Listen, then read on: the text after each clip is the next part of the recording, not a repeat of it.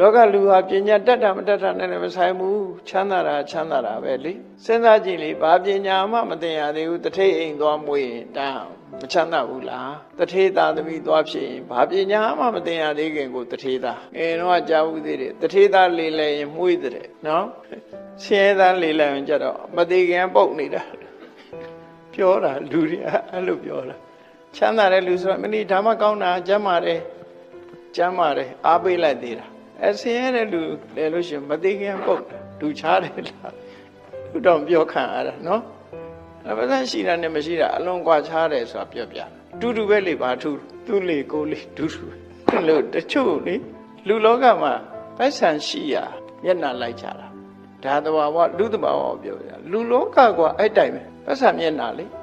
အဲ့တော့လောကကြီးမှာလူတွေကကိုယ်ပြုံးပြနေရင်အဲ့ပိုက်ဆံကိုပြုံးပြတယ်လို့သာအောင်းမိတ်နော်တတ်နိုင်တဲ့လူမှာပြုံးပြမှာ